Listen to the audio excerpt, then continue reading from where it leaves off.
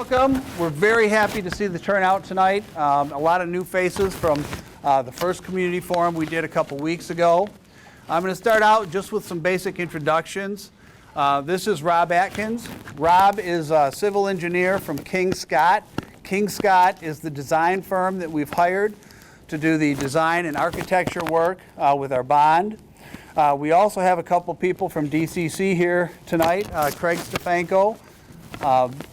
Craig is one of the owners of DCC. They're the company that was hired as our construction management firm. I have several board members in the audience. If I miss somebody, just holler, but we have Granger Stefanko sitting here, who's a trustee. We have Matthew Smith in the back, who is a trustee.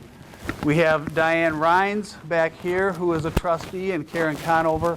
Diane Rines is actually our treasurer, and Karen Conover is our secretary on the board. So we have a couple of objectives this evening. One of the things we want to do is we want to talk to you and kind of inform you about the bond campaign and our efforts and what we're looking to do with the district. We also want to give you an opportunity to provide us some feedback, to ask any questions you might have, and we'll try to answer those as best as we can. The district, for years and years, has had a 10-year facility needs list. And we know that we have a lot of what we call critical needs that need to be done. And we simply, quite honestly, don't have the adequate funding that we need in order to meet those critical needs. King Scott and DCC, as our design firm and our construction manager, also did a tour of our facilities. They spent some time in the district. They visited all of our buildings, and they developed a critical needs list as well. And we're going to be talking to you about some of those critical needs tonight, as well as some of the bond features that we are considering. There are some things that we'd like to see done as part of the bond, and we'll try to provide you some information with those things, give you a chance to make some comments, ask some questions. And then at the end of the presentation, anybody that's interested, we can do a quick little tour through the high school, just a portion of the high school, and we can point out some of those things that we're going to reference in our presentation tonight. So without further ado, I'm going to turn it over to Mr. Rob Atkins, who's going to start our presentation. Mr. Atkins? All right. Can everybody hear me okay? Matt, can you hear me? Yes. If you can't hear me, I need you to let me know. So I want everyone to hear what we have to say, but more importantly, hopefully we'll get to where you guys can start asking questions and providing us input. Real quick, does everyone have the two handouts? We have an agenda plus these two handouts. If you don't, it looks like we still have some copies here. So what I'm going to do is I'm going to go through a brief review of the facility critical needs, and that's your first handout that you can take with you, but I'm going to do an overview of that. I got a little more information to show on this PowerPoint. And then the second handout, I'll be doing an overview of the bond features that we're currently considering, and we want your input on that, and you'll see that on the first page. And then we have some places on the back, some questions for you to provide even further input. So as I'm going through these overviews, if you think of questions or things, please put those on the back. We will collect these as you're leaving tonight. Okay? So, as Kevin said, our team, along with DCC, we've been going through all the buildings in the district. So we've had a group of architects and engineers and our builders go through and start looking at the condition of the facilities. We look at code, we look at life safety issues, and we also look at things needed to help support curriculum or improve on how curriculum is delivered.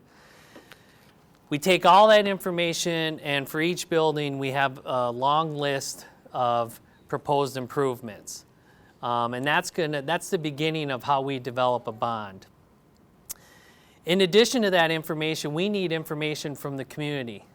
I'm so glad to see so many new people here There was a gentleman at our first forum. I challenged him. I said, when you go back home, I want you to talk to all your neighbors and all your friends and make sure they come to this forum. So he obviously did that because look at it. All of you are here. So again, I'm really encouraged by that and glad to see everybody here. So, facility critical needs. There's a lot of them throughout the district. In particular, this high school building. This building's 50 years plus. I think everyone that has children in the district or have had kids either at the high school or going through the high school know that this building is dated. It's provided great service to the district, but it's needs attention and it's time. So that's a big focus of this bond is the critical needs for the high school. So that's the first thing I'm going to just highlight. And again, I'm just highlighting specific things. There's a lot of items that we're developing as improvements to consider for this bond. But I'm just going to try to highlight the big items that we're looking at. So one thing that's always exciting with big school bond projects is the mechanical improvements, which people get real excited about. You know, new boilers, right? I mean, who doesn't get excited about that? Well, this building is in need of new boilers, along with other buildings in the district. So again, that's, but one thing about the boilers we're now putting in these days are much more efficient, smaller footprint. So there's a lot of advantages. Not only are you updating a piece of equipment, but they're a lot more energy efficient, which means less dollars to operate, and that means more dollars to go towards the children's curriculum education. And that's a big goal of this bond. Technology upgrades, you're going to hear that a lot tonight. So obviously we're looking at a lot of items for the high school, but we're really looking at that throughout the districts, which you will see. Technology is ever changing, especially in K-12. So we're working with the district, with their technology folks to not only continue the strategies they have for technology, but hopefully improve on that as we improve devices, et cetera. So that's a big push for this bond, not only for the high school, but for other buildings. I mentioned energy efficiency. Another big feature of this bond is safety, student safety. Every weekend we seem to hear tragic things throughout this country regarding public places, experiencing shooters, et cetera. It's become a really big topic with schools. And everyone knows the events that have happened over the last few years. So that's a big focus of this bond is how do we improve security? And there's a lot of ways we look at that. One of the first things we're looking at is secured entries. How are the entries into the schools? How are they monitored? What are our sight lines, et cetera? So we're looking at that. And for this building, we're really looking at the west entrance, we're looking at the north entrance and the east entrance. And looking at ways we can improve the facility to help improve on how people access this building in a very controlled way. And Rob, let me just jump in there too. And it's not just this building. We're looking at these things throughout the district. Back in March of 2019, when we first started having some of these conversations about a possible bond issue, we sent out a survey. We sent it out to parents. We had students complete it. We sent it out to community members. And in every single survey that came back, all the results identified the same three things as highest priorities in the district. Number one, overwhelmingly, for whatever reason, was here at Davison High School. I mean, I think most people that know that Davison High School, like Rob said, is almost 50 years old, and it's in need of a lot of TLC. Things are aging. They've outlived their lifespan, in some cases by a long shot, and we need to start addressing that before things start to fail. The other two things that were very high priorities, and they were the top three on every group of surveys that came back, were security and technology. Those are the things people seem to care the most about. They want to have our buildings secure. They want to see us using state-of-the-art instructional technology to deliver our curriculum. And they recognize that the high school is in desperate need of a facelift and really some much needed repair and maintenance work as well. So that's one of the reasons we're focusing, you'll see on this very first slide, on those three areas, the high school, technology, and security safety, because those are the top three things that came back in that survey we did last spring. So another thing that we've done to help prepare this bond is we've developed some subcommittees, all right? One of the subcommittees that we've put together is all geared around safety. And a couple weeks ago, we had the police chief of Davison here, Davison Township. All three chiefs attended. Yeah, and that was a great meeting because we wanted to get the perspective of law enforcement for each of the buildings. And for this building, the high school, we do have a safety issue that we need to address. One of the things when school's in session, pretty much your main entrance is the only entrance that is open for people to come into the building. All the other doors around the building are locked. So no one can get in. Obviously, anyone can get out from an emergency egress standpoint. But we do have one situation between the cafeteria and the alternative ed building. During the day, those doors get open, and we have kids going back and forth from the cafeteria, alternative ed. And I will tell you, I think it was the police chief for the township, actually all the police chiefs, said that was one of their biggest concerns because during the day, the building is then open. Anyone could really get in if they really wanted to. It's too easy. So one of the things that we've come up with a concept and really looking at is developing a connector between the high school and the alt ed building.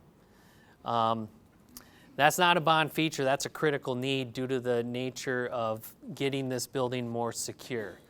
I want you to understand too, I mean, having spent 16 years in this building, you know, our kids go over to the auto shop. They go over to classes in the alt ed. The alt ed kids come over here for classes. So it's a necessity that kids have a way to go back and forth between the buildings. But every time that happens, it opens up an area for exposure. And that's one of the things we've been talking about that for as long as I can remember. But quite honestly, we've just never had the money to be able to do that and really secure these two buildings the way they need to be. So that, like Rob said, we've deemed that to be a critical need because we think it's so important to keeping our kids safe. The other thing that you have to understand is when those doors open on that southeast entrance, whether it's at class change or students going back and forth between buildings, it opens directly into the cafeteria where you have as many as 600 kids at one time. So it's a big deal. And it's something that we feel strongly we need to correct, we need to fix it. And if we're going to go for a bond issue, that's high priority on our list to make sure that we get that taken care of. Okay, interior renovations. We've gone through all the spaces in this building, so a big part of the bond will be upgrading finishes, upgrading the ceilings, and doing a lot of interior renovations throughout the building. So that's a critical need, especially for the high school. Restroom updates. How about those restrooms like near the auditorium? And believe it or not, those were just remodeled. I'm not sure how long ago, but they're in bad shape again. High use, etc. So again, another real exciting feature of the bond, updating restrooms, right? But especially not only for use of the students, we want to improve the restrooms, but also when we have events in the school for use of the public. So that's a big part of the bond is updating the restrooms. So another area that we've looked at, and this ties to the building improvements, but site circulation around the high school, and also the condition of the pavements. So here's a couple pictures right out front. As you look towards the football stadium, that pavement's in pretty rough shape. So we have a lot of that throughout the district, and we have a lot of it especially on this site, and everyone knows. I mean, you just compare it to the parking lot that was done a few years ago where the old tennis courts used to be, which is now a parking lot. Just compare that to what you see around the high school. So that's another critical need for the high school, is updating all the site pavements. This includes the walkways too. And Rob, that's also a safety issue. One of the Yes. chiefs mentioned that right off the bat, because the problem is if you've ever been at the high school around dismissal time, we don't have a good parent pickup loop. And so what happens is cars come in and they stack up, and the next thing you know, you've got a line of cars running down Clark Street, which prevents traffic. And so you've got buses. I just fielded an email or a phone call, I don't remember, about this the other day, but you've got buses that can't get into our site without going across the double yellow line and passing the cars that are lined up on Clark Street. It creates a huge hazard. So the traffic flow is an issue. It's not only the pavement and the condition of our parking lots and some of our entryways and exits, but it's also a safety issue because of the traffic flow problems that are generated.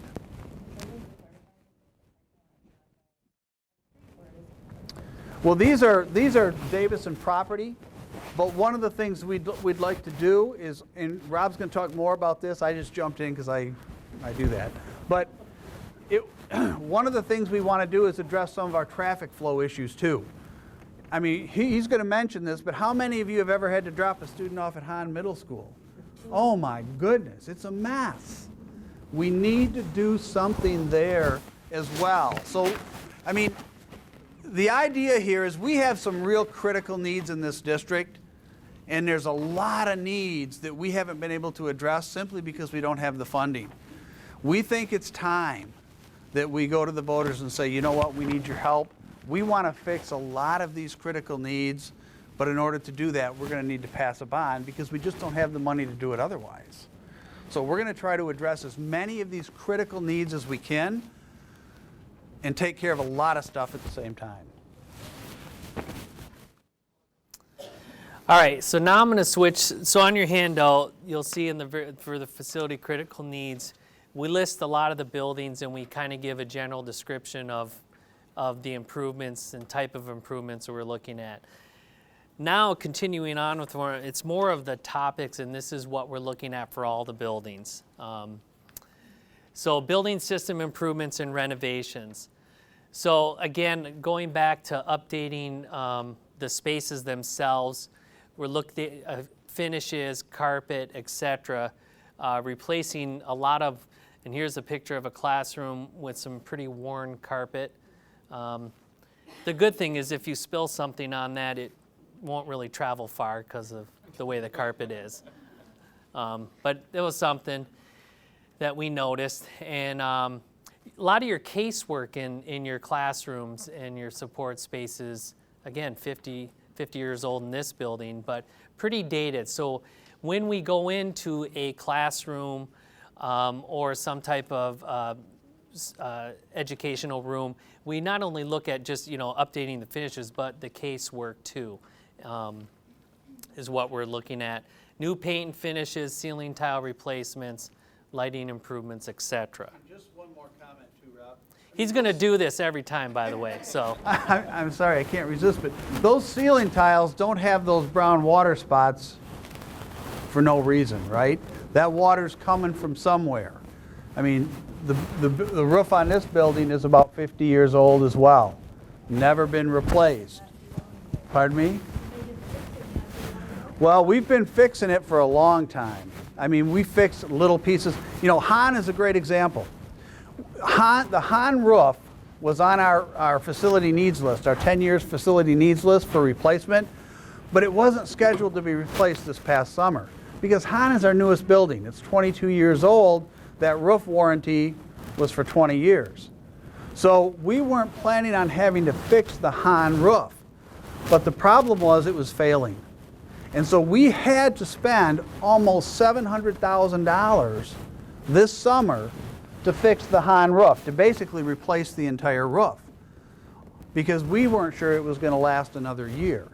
And when those things happen, you know, the district gets what's called a building and site sinking fund. We get about $1 million a year for our building and site sinking fund. And that's the money that we use to maintain our facilities and repair damaged things that are broken and replace things. But when you get a bill like that for one project, it prevents you from doing a lot of the other stuff that needs to get done that was actually in front of that on our facility needs list. But now, because of the urgency of that roof repair, that jumps to the front of the list and pushes everything back down.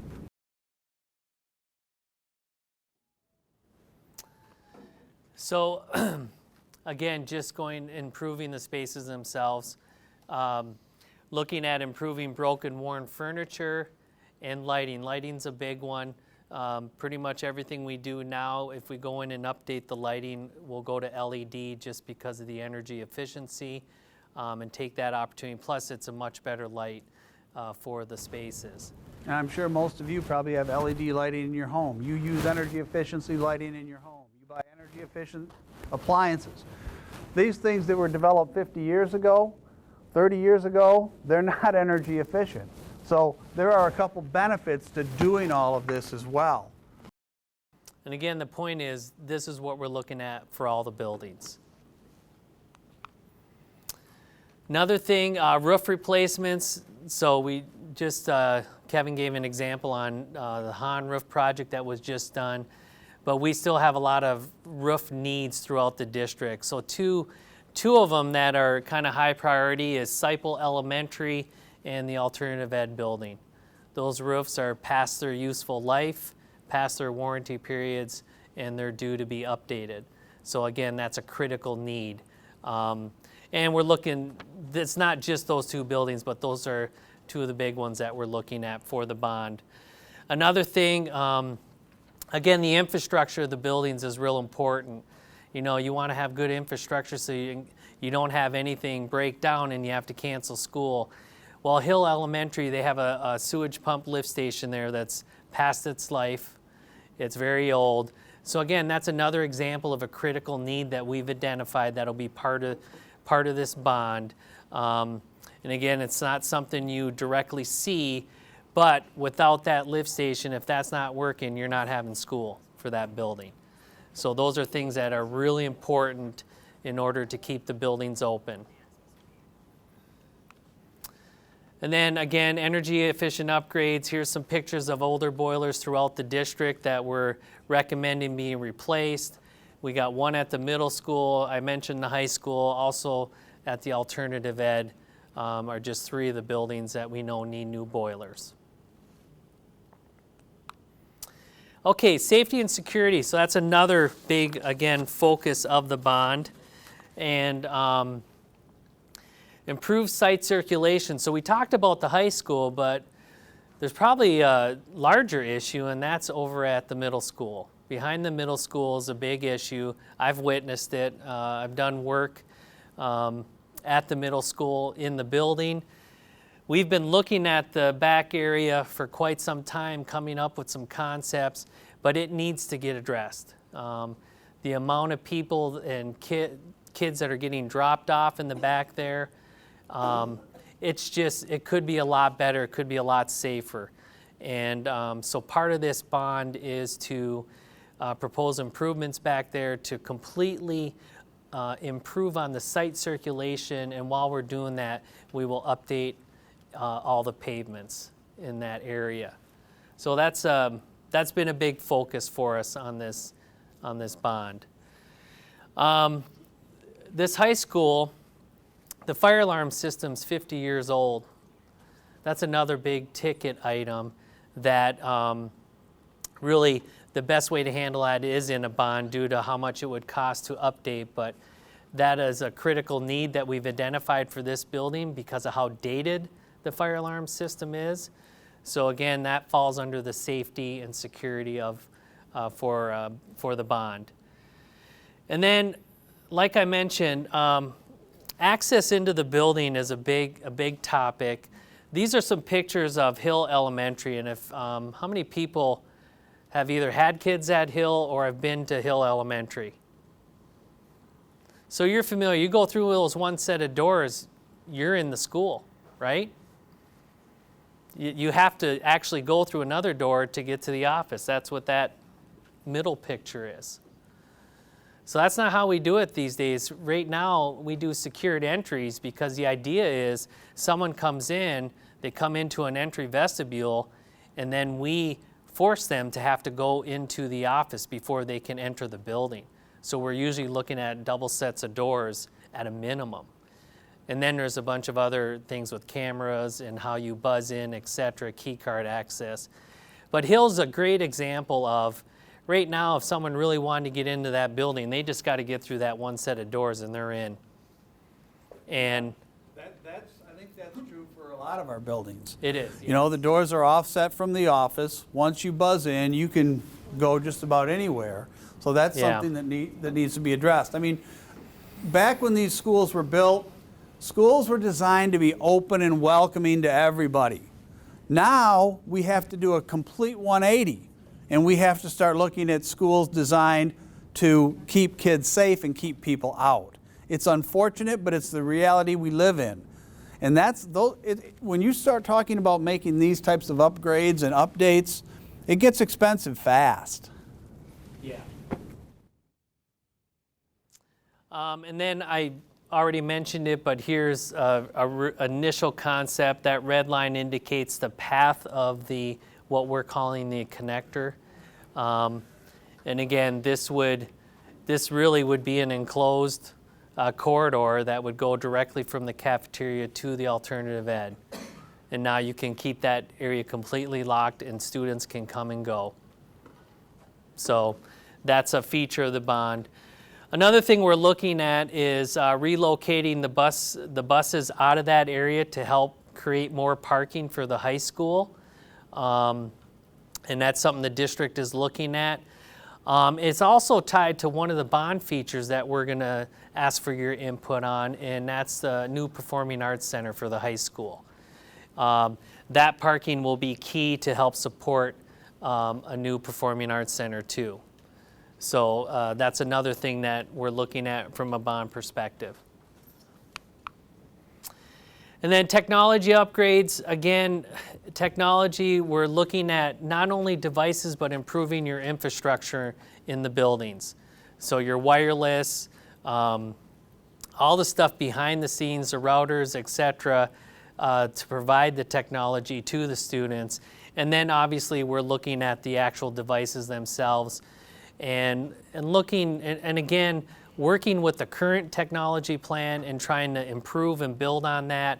And then hopefully within this bond, we can even structure in a couple rollouts of devices because, you know, it seems like you buy a device and then within a year it's already out of date.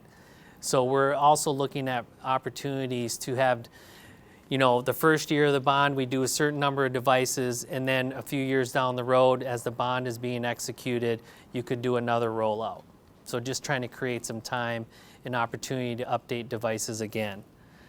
Just before you move on from that, you know, a couple of things on that slide that you don't really think about. When you think about technology, I don't think about telephones.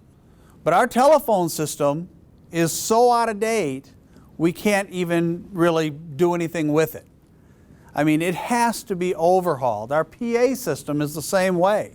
I mean, our PA system is horrible. It's almost 50 years old, and it's never really been updated or upgraded. When we have kids in choir or band or in the gym and we need to make an announcement or we've got a drill that we're running, you can't hear it at all. In some of those areas, some of the newer areas, such as, you know, the weight room up here or this AMR, you've got these little strobe lights that were put in, which are a warning device. But our PA system and our phone systems are very out of date and need to be replaced throughout the district. Because one of the things now, you know, how schools handle active intruders into buildings is a narrative that we're seeing in a lot of districts, and every district handles it differently. But one thing is, if there's an event happening, being able to communicate to the classrooms is critical. PA systems are a big part of that now, along with the phone system, etc. So everything's tied together, but that's a real important item for a lot of the buildings that we're looking at. And then site improvements. I've already talked about how we're looking at site improvements from site circulation. Gave the example at the high school, gave the example at Hahn. We're looking at other sites too for other buildings. Seipel Elementary is another one. We just did a project at Gates Elementary. Did that with DCC Construction. There's where we separated the bus loop and the parent loop and improved on parking, etc. That's a similar type improvement that we're looking or considering for Seipel. One, we're required by the state to have clear separation between parent drop-off and pickup and your buses. And that wasn't the way how sites were done with these schools when they were originally built. So we're constantly looking at that. Lighting on the sites is another big thing, and again, that's tied to safety too. But we're trying to identify areas that are poorly lit, where we have, so our parking lots, where kids play, and then when there's events, where do people stage, etc. So we're looking at site lighting improvements throughout the district. And then the track. Here's a picture of a repair that was done. I think everyone that's been into the football stadium can see that your track it's at the end of its life, and it's now time for new surfacing and an update. You know, it's hard to believe because it feels like we just built that stadium, but that stadium is 15 years old. So that track has worn out. And then I think anyone that's been to a lot of the sites throughout the district, we have pavement issues, a lot of areas, and it's expensive to improve those pavements, improve drainage where we need to. These are just some pictures, I believe at Thompson Elementary, that are again, a critical need of this bond is to improve as much of these failed pavements as we can, improve on drainage, etc. All right, so that was a quick summary. Again, you have this handout for facility critical needs. If you have, we'll have a Q&A period, but I do want to go through the bond features first. But again, if you have any questions or comments on the facility critical needs, we have a spot for you to write those down for us. Okay, and I see a lot of you have already looked at the back side of the bond features. That's where we'd like the input. So let me get into, I'll go through the bond features, and then Kevin and I are going to open it up to Q&A, and hopefully we can address some of your current questions. If we can't, we ask you to write those down. We are putting together FAQ, so we have a number of items that came up in the last forum. I'm expecting a lot more due to the number here, so that's great. And then if we have your email, you'll get emailed that FAQ form, etc. And I think we'll make it available on the website. It'll be posted on the web, yeah, and sent out to everybody. So the first page, possible bond features, this is what I'm going to go over. And you'll notice for each one, we're asking for a quick little vote. And again, this is your personal, what we want your personal opinion. And what you see is we got 3 little circles. So one, if you do not support one of the features, we need to hear that. Because again, the idea is we put a bond together that the community will support and get excited about. So we want your input. So that's one you could check, do not support. Or if you do support it, that's the middle one. We need you to check that. You would support it. Now, you may not have enough information right now to even make a decision. So we've got a third circle there. Need more information. Again, please check that. And if you would, on the back of this form, maybe briefly describe the information you'd look for any of these features that we're considering right now. And Rob, real quick, let me just talk a little bit about why we're looking at these particular features. Because to me, quite honestly, this is more of a critical need than it is a feature, and let me explain why. If you've ever been to some of our elementary music concerts or different events, different performances that we put on in the high school, a lot of times we can't even seat all of our patrons. The auditorium is too small. It's just over 800 seats, and in many of the productions that we do in there, people are actually standing in the aisleways because there's not enough seats for them when they come to see their student perform. So the other thing is, again, like the rest of this building, it's almost 50 years old. If you talk to our instrumental music or our choir teachers from K through 12, they will tell you that this auditorium doesn't really meet their needs anymore. It hasn't really been updated. I think 10, 12 years ago, something like that, we put in new seats and new carpet. But the sound system is poor, the lighting is poor, the sounds, what do you call it, the acoustics? Acoustics. I'm not a music guy. The acoustics are poor, and if we're going to be renovating the high school building, it makes sense to look at a new auditorium. So those are the reasons. The other thing is that when we did our survey in the spring, in last March, I already mentioned the top 3 things were renovations at the high school, safety, and technology. Number 4 was a new auditorium. People wanted to see a new performing arts center. So if we're going to do all of this other stuff, it just makes sense. Now would be the time to renovate and build a new performing arts center as well. And it'll be used by all of our kids, from elementary through high school, and it's used by the community. We have community theater in the summer. We have Miss Davison, Mr. Davison. So it's something that's going to be used not only by all of the students in the school, but by people in the community as well. It's kind of a big deal. But to me, we've outgrown our existing auditorium. It's outdated. It's really kind of a critical need, but it's expensive. So we've listed it as a bond feature, and we want to see if people are going to support that. So it's really important. Can you hold it? Yeah, I just had a quick question about. Go ahead. Are you sure? Yep. I was just gonna. What would the existing space be? Say We're working on that. Okay. We're working on that. Something different? Or No, yeah, we would try. I don't know how much I should let me share get this. into. That's a great question.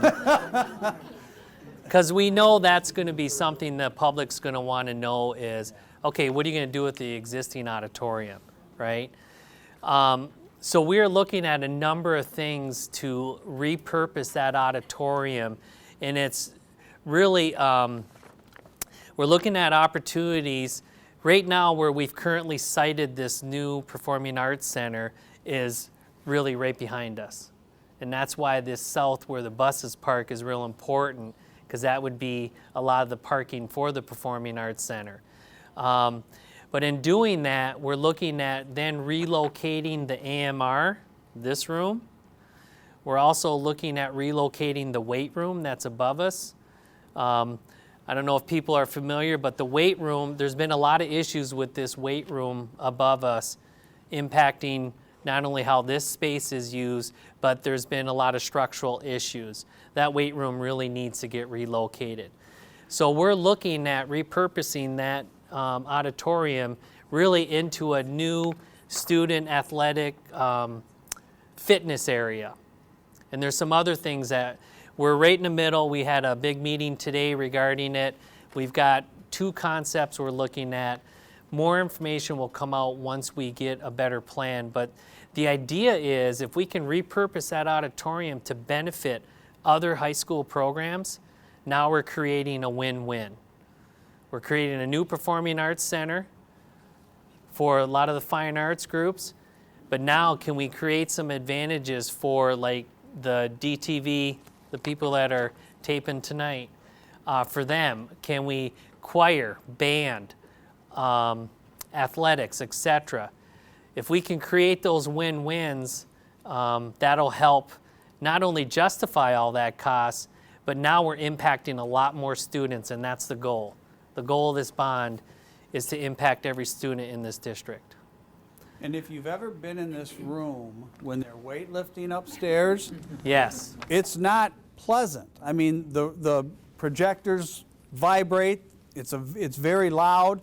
You know, when they built this, they basically guaranteed you're not going to know that they're up there. You're not going to hear it. It's going to be soundproofed. Not so much. You know, it wasn't these guys. This is a new firm, but you know, this floor has been repaired, I think, 3 times. We've had to bring in concrete and repair this floor. And correct me if I'm wrong, Mr. Tome, because I wasn't in the, you know, I was in the high school as a teacher, but these pillars I don't think were part of the original design. They were not. They were. We had 2 structural repairs. One of them was about $90,000. The good thing for the district was the architectural firm had to take that out and pay for it. But the columns were created, the repair was made because it wasn't sufficient to keep us safe down. And I think the other piece is we have to be opportunistic, right? If we're going to remodel the high school and we're going to move an auditorium or build a new auditorium, how do we repurpose the existing space? And what else can we do so that it's cost effective and get the most bang for our buck? So we're talking about all these things. That was a great question. So, that leads to more questions. Yeah, The band that's- room and the choir room and all of that, would that be located with the auditorium? Or does that mean you have students who are gonna be We're needing looking- access to that? We're looking at how we repurpose all of that space. Yeah, and we're really focused on adjacencies, what spaces should be close to each other, etc., so we don't have this type of situation again. So I don't want no more we'll get to questions, all right? Okay, so again, on this Performing Arts Center, please indicate where you fall right now today. You know, that'll help us as we consider this feature. Okay, the other one is regarding athletics. Okay, we have basically three items that we're looking at. So how many here have been to a football game in the football stadium? Every hand should go up, but okay, looks like most. Do we have a lack of restrooms in that facility? Yes. Yes. I've heard, that was one of the first things I heard when I started working in the district, and I know it's an ongoing issue. So that's one of the items we're asking your input on, is we're looking at how we can create additional restrooms, not only just for the football stadium, but we're also looking at, is there a way we can do it to help also provide restrooms for baseball, softball, the fields that are right next to it. So again, we'd like to have your input on that. We also are looking at how the baseball, you can see in this visual, you have your varsity baseball, you have your softball, you have another baseball field. How can we reorganize that? And that kind of goes in line with how we do these additional restrooms.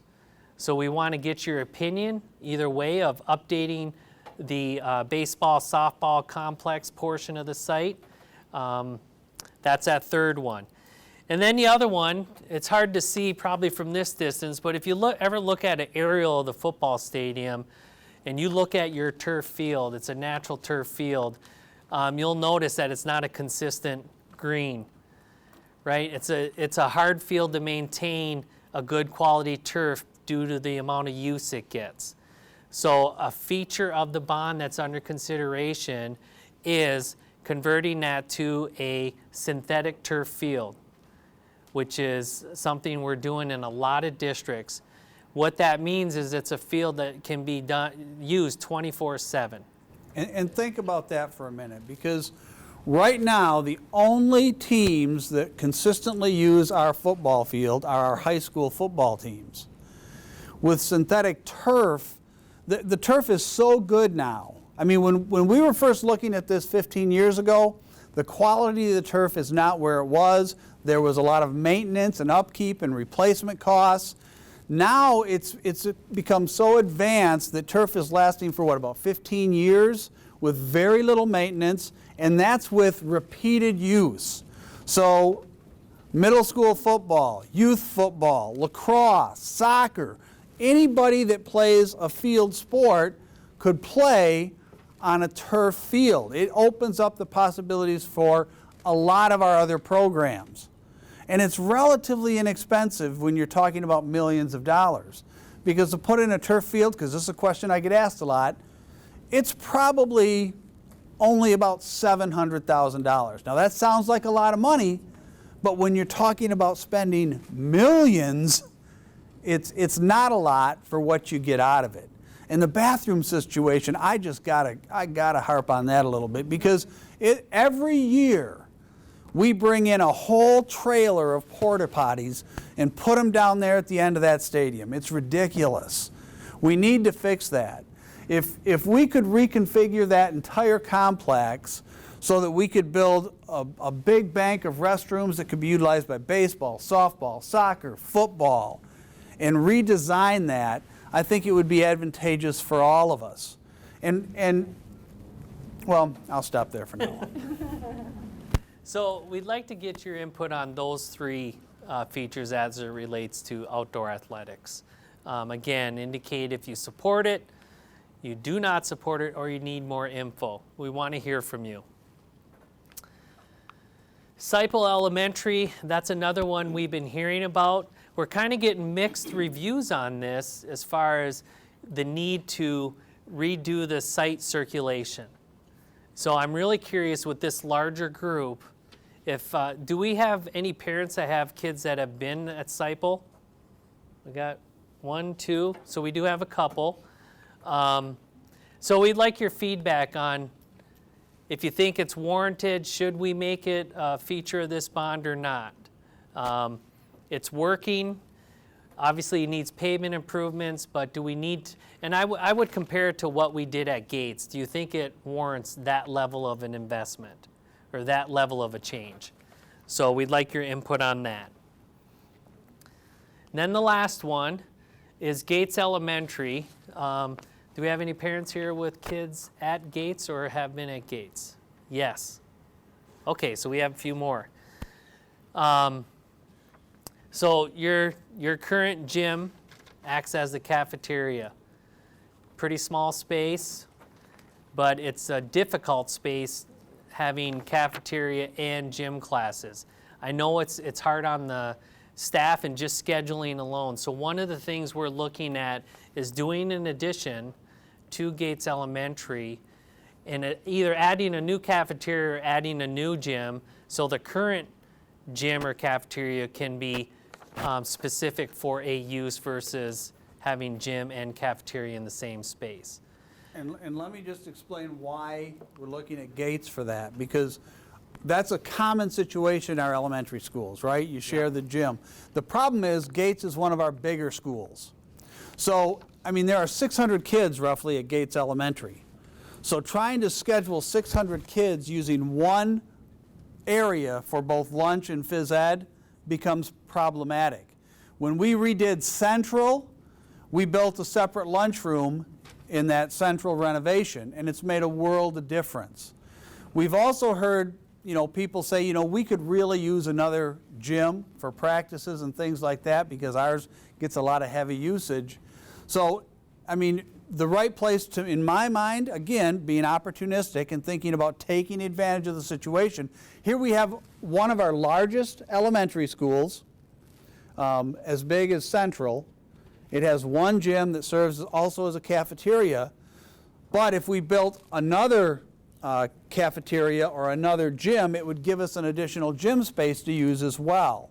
So again, where are we going to get the most bang for our buck? So we're looking for your input. So those are the features we're asking.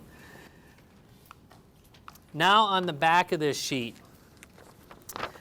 really we boiled it down to 3 questions, but this is your opportunity to really write any question you want. But the first one, so we did a brief overview. This is going to be a pretty comprehensive bond. That's the word I'm looking for.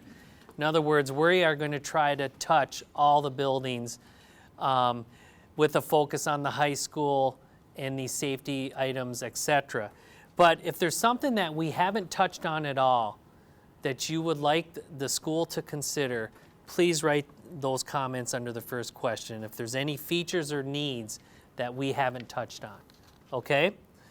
The second one, if you said that you would not support any of these bond features that we have before you tonight, if there's additional information that you would like to know to maybe help you if you're undecided, please put that information in there and we will get back to you and try to answer those questions. So that's what the second question is. And then the last one is if you have any additional comments. I mean, we need to hear what you're feeling about the bond, this whole effort, the improvements that we're considering, and these features, good or bad. This is where we really need, because ultimately this is going to go to a vote and all of you are going to be voting on it. And we really want to put a bond together that is really a referendum of the people.